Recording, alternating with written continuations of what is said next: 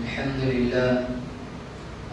لله نحمده ونستعينه ونستغفره ونؤمن به ونتوكل عليه ونعوذ بالله من شرور أنفسنا ومن سيئات أعمالنا من يهده الله فلا مضل له ومن يضلله فلا هادي له ونشهد أن لا إله إلا الله وحده لا شريك له ونشهد أن سيدنا ومولانا محمدا عبده ورسوله أما بعد فأعوذ بالله من الشيطان الرجيم بسم الله الرحمن الرحيم والفجر وليال عشر والشفع والوتر والليل إذا يسر هل في ذلك قسم لذي حجر صدق اللہ العظیم. معزز نوجوانان کرام اور میرے دوستوں اور بھائیوں، اللہ تبارک و تعالیٰ نے ہمیں ذی الحج کا مہینہ عطا فرمایا ہے، اور اللہ رب العزت نے اس ماہ کو اتنا مبارک بنایا کہ اس کی ابتدائی 10 راتوں کی اللہ رب العزت نے قسم کھائی ہے. والفجر ولیال عشر، اللہ رب العزت نے جو ہے اس کی 10 راتوں کی قسم کھائی ہے. اللہ رب العزت نے اگر اس چیز کی قسم کھائی ہے تو اس کا مقصد کیا ہے؟ مقصد یہ ہے، اس کا اہتمام بتلانا ہے کہ ان راتوں کی اللہ رب العزت کے نزدیک کتنی بڑی فضیلت اور اہمیت ہے. ہم دنیا والوں کا دستور یہ ہے کہ ہمارے نزدیک جو چیز بڑی ہوتی ہے، جس چیز کی عظمت ہمارے درمیان میں ہوتی ہے، ہمارے دلوں میں جس چیز کی اہمیت ہوتی ہے اور فضیلت ہوتی ہے، ہم اس چیز کی قسم کھاتے ہیں. تو اللہ رب العزت کے نزدیک یہ 10 راتیں بڑی فضیلت کی حامل ہے، اس لیے اللہ رب العزت نے ان 10 راتوں کی قسم کھائی ہے. ان 10 راتوں کی عبادت کا ثواب بہت بڑا ہوا ہے. ان 10 راتوں کے اندر اللہ رب العزت نے ہمیں عبادت کرنے کے لیے موقع فراہم فرمایا ہے.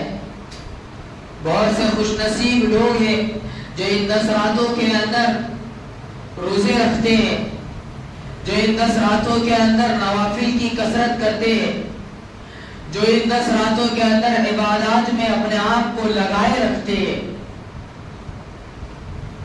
اور بہت سے وہ لوگ ہیں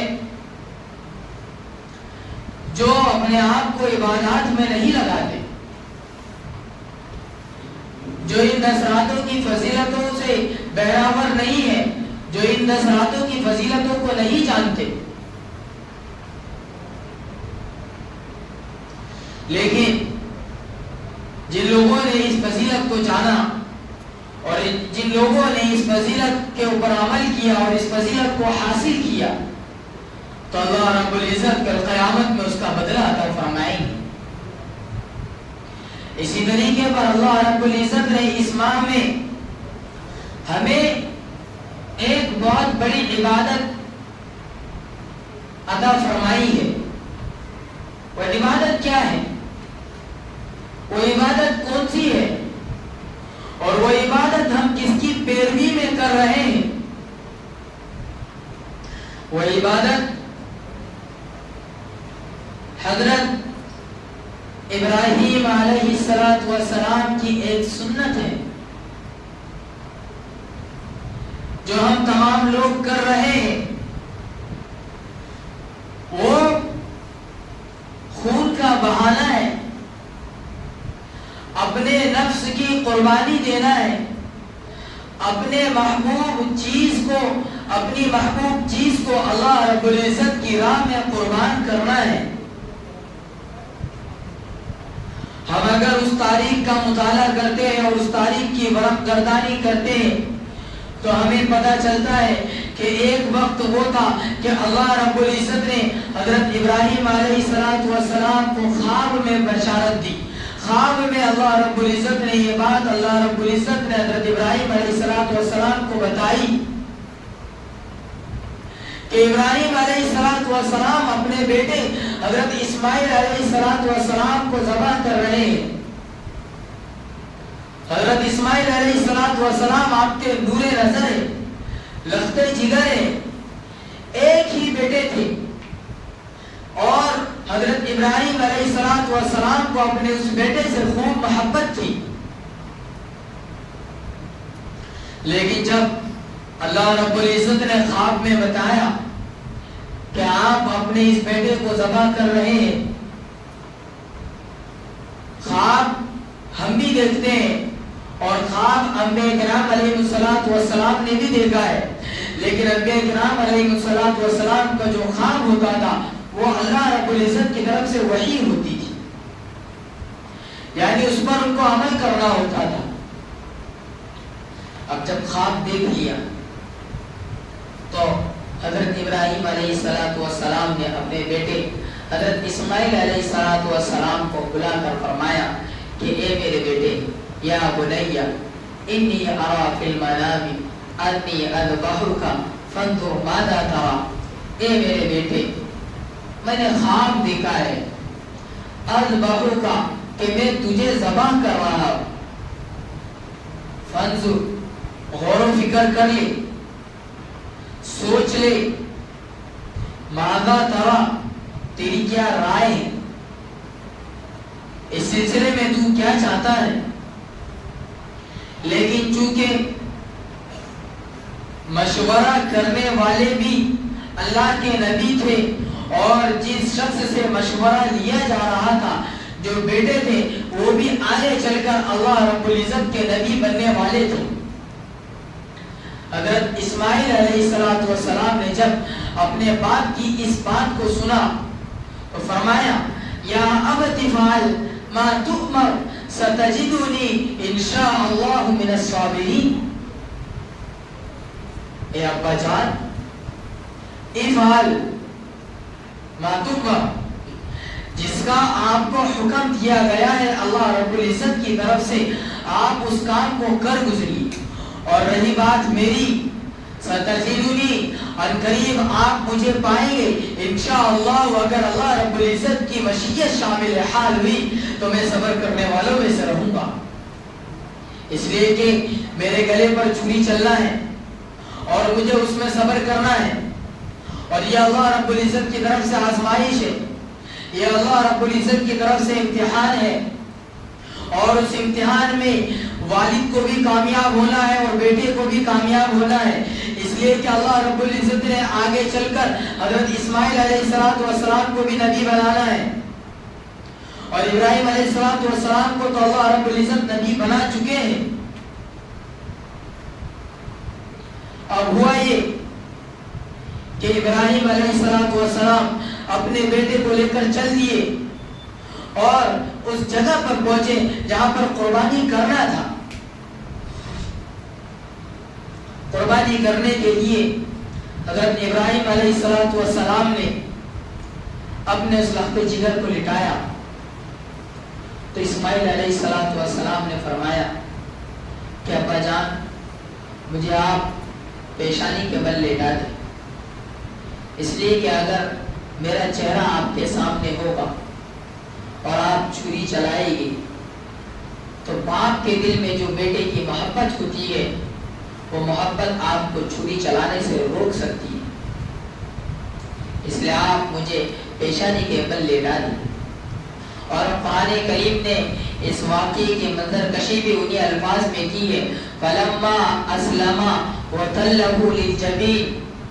اب اسلم جو قرآن کریم کے اندر ہے، ہم اگر اس کا یہ ترجمہ کریں، اس کے دو ترجمے ہو سکتے ہیں. اسلمہ کا ایک ترجمہ تو یہ ہے کہ پھر وہ دونوں مسلمان ہو گئے، اور مسلمان ہونے کا مطلب یہ ہے کہ دونوں نے اللہ رب العزت کے اس حکم کی فرما برداری کی. مسلمان ہونے کا مطلب یہ نہیں ہے کہ صرف اسلام میں آ جانا، بلکہ مسلمان ہونے کا مطلب یہ ہے کہ اللہ رب العزت کے احکام کو مان لینا۔ تو اللہ رب العزت نے حکم دیا تھا قربانی کرو، اپنے بیٹے کو ذبح کرو، باپ کو حکم دیا، باپ نے اللہ رب العزت کے اس حکم کو مانا، بیٹے سے اللہ کے نبی حضرت ابراہیم علیہ السلام نے مشورہ لیا اور اسماعیل علیہ السلام نے بھی اللہ رب العزت کے اس حکم کو مانا۔ تو دونوں نے مانا، اس لیے اللہ رب العزت نے فرمایا فلما اسلما، پھر جب ان دونوں نے اس حکم کی تابعداری کی، اور اسلما کا ایک دوسرا معنی یہ ہے پھر جب ان دونوں نے مان لیا۔ ایک معنی ہم نے یہ کیا کہ دونوں مسلمان ہو گئے، اور دوسرا معنی ہم نے یہ کیا پھر جب ان دونوں نے مان لیا۔ بہرحال دونوں ہی معنی کا مصداق اور حقیقت ایک ہی ہے کہ انہوں نے اللہ رب العزت کے اس حکم کو مان لیا۔ فلما اسلما وتلہ للجبین، اور ان کو پیشانی کے بل لیٹا دیا، اور جب چھری چلانے کا وقت آیا اور چھری چلانے کے لیے حضرت ابراہیم علیہ السلام تیار ہوئے تو اللہ رب العزت نے ندا دی وَنَادَيْنَاهُ أَن يَا إِبْرَاهِيمُ، اور ہم نے پکارا ان کو اے ابراہیم، قد صدقت الرؤیا، کہ آپ نے جو خواب دیکھا تھا آپ نے اس کو سچ کر دکھایا۔ اِنَّا كَذَلِكَ نَجْزِي الْمُحْسِنِينَ، ہم محسنین کا بدلہ عطا کریں گے۔ وَفَدَيْنَاهُ بِذِبْحٍ عَظِيمٍ، اور اللہ رب العزت نے اس کے بدلے میں فدیے کے طور پر، بدلے کے طور پر ذبح عظیم، اس کو اللہ رب العزت نے عظیم ذبح سے تعبیر کیا ہے، یعنی ایک دمبا اللہ رب العزت نے انہیں عطا فرمایا۔ اور اسماعیل ابراہیم علیہ السلام ذبح کر کے جب فارغ ہوئے تو کیا دیکھتے ہیں کہ بیٹے اسماعیل تو سامنے بیٹھے اور مسکرا رہے ہیں، اور یہاں پر دمبا ذبح ہوا پڑا ہے۔ تو اللہ رب العزت نے ابراہیم علیہ السلام کے ذریعے سے دمبے کو ذبح کروا کے ہمیں یہ سبق سکھلایا ہے کہ ہمیں بھی ابراہیم علیہ السلام کی اس سنت کو زندہ کرنا ہے، ہمیں بھی اس طریقے پر قربانی کرنا ہے جس طریقے پر ابراہیم علیہ السلام نے قربانی کی۔ ہم دیکھتے ہیں کہ اللہ رب العزت نے ہمیں اپنے بیٹوں کو، اپنی اولادوں کو ذبح کرنے کا حکم نہیں دیا، بلکہ اللہ رب العزت نے ہمیں یہ حکم دیا ہے کہ ہم قربانی کریں، اپنی استطاعت کے مطابق قربانی کریں۔ اللہ رب العزت نے ہمارے لیے جانوروں کو، چوپایوں کو مسخر کر دیا ہے۔ اللہ رب العزت نے حلال اور حرام جانور ہمیں بتلا دیے۔ جن جانوروں کی قربانی کرنا ہے اللہ رب العزت نے وہ سارے جانوروں کی نشاندہی اپنے نبی کی زبانی ہم تمام کے سامنے کروا دی۔ اب ہمارا فرض منصبی یہ ہے کہ اللہ رب العزت نے ہمیں استطاعت عطا کر رکھی ہے، ہم صاحب نصاب ہیں تو ہم قربانی کریں، ہم صاحب نصاب ہیں تو ہم اللہ رب العزت کی راہ میں خون بہائے۔ ان 3 دنوں میں اللہ رب العزت کے نزدیک اگر سب سے زیادہ بڑی کوئی عبادت ہے اور سب سے زیادہ محبوب ترین عبادت اگر اللہ رب العزت کے نزدیک کوئی ہے تو وہ کیا ہے؟ وہ خون بہانا ہے، وہ قربانی کرنا ہے۔ اب اگر ہمارے زمانے کے کچھ لوگ جو اس زمانے کے اندر جی رہے ہیں اور ان کی ذہنیت وہ بن چکی ہے جو ایک دنیا دار معاشرے کی ذہنیت ہوتی ہے، اگر ان کے ذہن میں یہ سوال گردش کر رہا ہے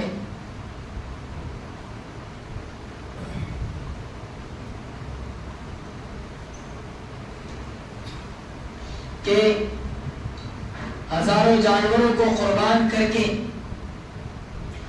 نالیوں میں خون بہا کے اللہ رب العزت کا تقرب حاصل کرنے کے بجائے اپنے علاقے میں رہنے والے جو غربا ہیں، جو مساکین ہیں، ہم وہی رقم ان غریبوں، یتیموں اور مسکینوں کو دے دیں اور ہم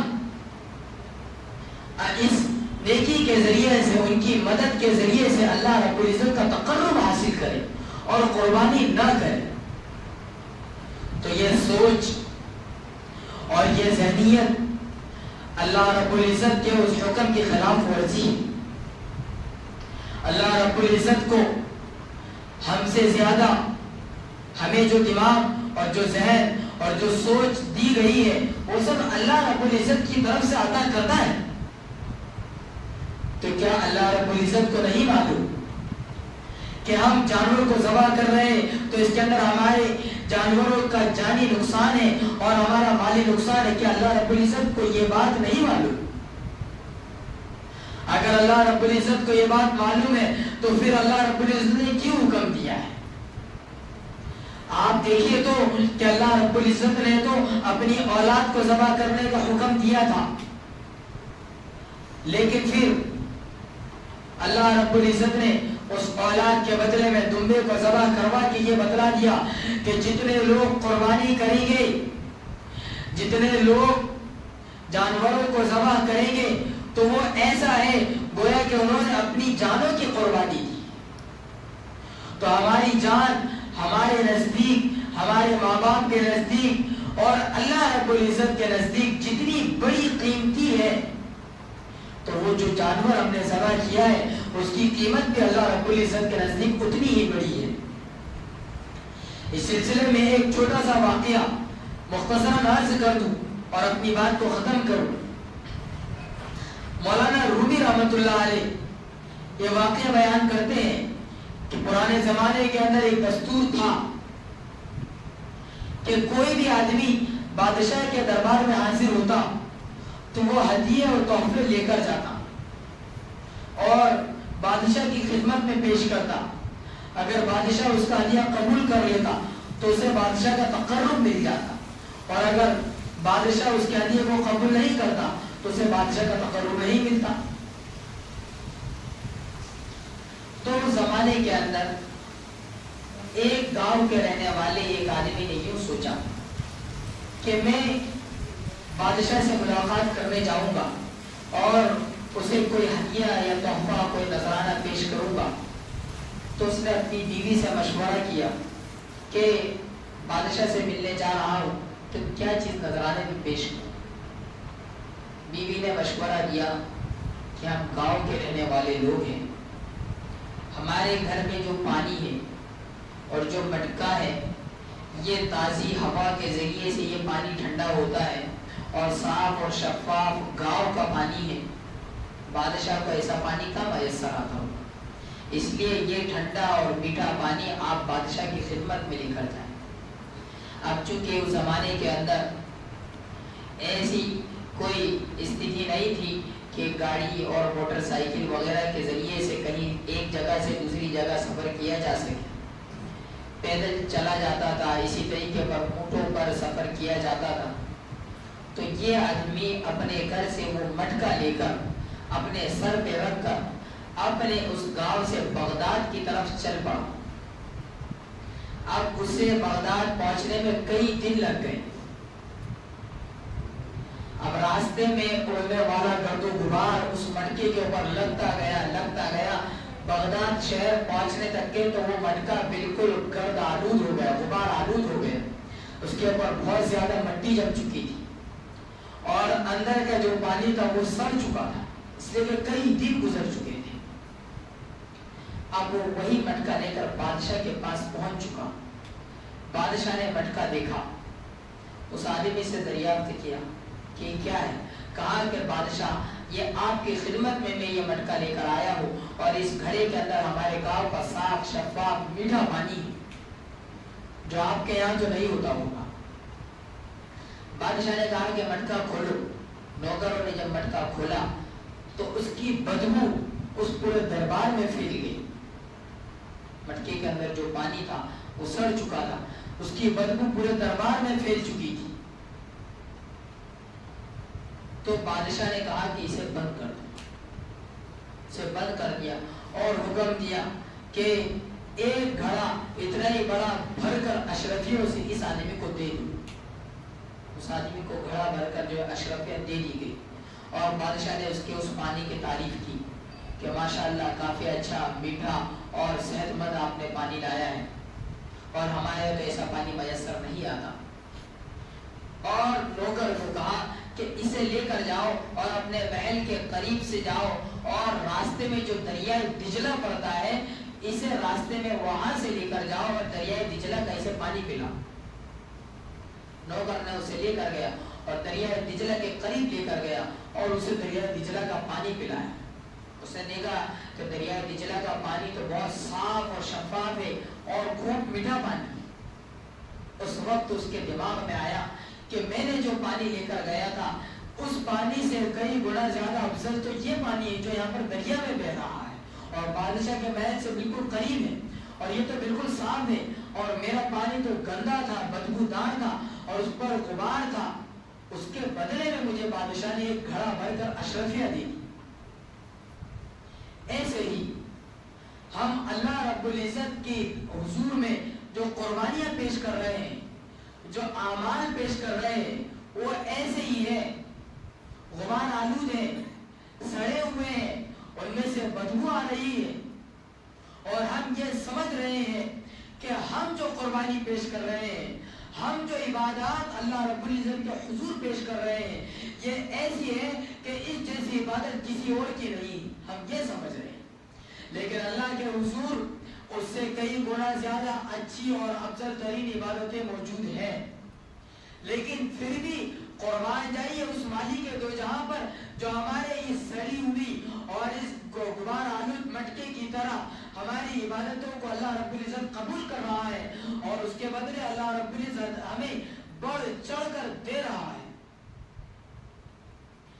یہاں تک کہ روایتوں میں لکھا ہے کہ آدمی جو جانور قربان کرتا ہے اس جانور کے خون کے زمین پر گرنے سے پہلے اس آدمی کی مغفرت ہو جاتی ہے. اسی طریقے پر جانور کے بدن پر جتنے بال ہیں اتنے بالوں کے بدلے ایک ایک گناہ معاف ہوتا ہے, ایک ایک نیکیاں ملتی ہیں. یہ اللہ رب العزت کی طرف سے عطا کردہ ہمارے لیے بہت بڑی عظیم فضیلت ہے. تو ہمیں اللہ رب العزت کی اس عظیم فضیلت کو مان کر اور اس عظیم فضیلت کو جان کر اس پر عمل پیرا ہونے کی ضرورت ہے اور ان تمام چیزوں کو جان کر سمجھ کر کہ اللہ رب العزت ہماری ٹوٹی پھوٹی عبادتوں کو قبول کر کے اس کا ہمیں کتنا بڑا اجر دیں گے, اس چیز کو ہمیں سمجھنے کی ضرورت ہے اور ہمیں اخلاص کے ساتھ قربانیاں کرنے کی ضرورت ہے. اس لیے کہ اللہ رب العزت کا فرمان ہے لَن يَنَالَ اللَّهَ لُحُومُهَا وَلَا دِمَاؤُهَا وَلَكِن يَنَالُهُ التَّقْوَى مِنكُمْ. اللہ رب العزت کے حضور نہ تو جانوروں کا گوشت پہنچتا ہے نہ ان کا خون پہنچتا ہے, لیکن اللہ رب العزت کے حضور تمہارے دلوں کا تقوی پہنچتا ہے. تو اخلاص کے ساتھ اپنے قربانیوں کو انجام دے, اخلاص کے ساتھ اپنے عبادتوں کو انجام دے. ریاکاری اور نام و نمود کے لیے, دکھلاوے کے لیے نہ قربانیاں کرے اور نہ ایسے قربانیوں میں حصہ لے جو دکھلاوے کے لیے ہو, بلکہ اخلاص کے ساتھ ہو اور اللہ رب العزت کی رضا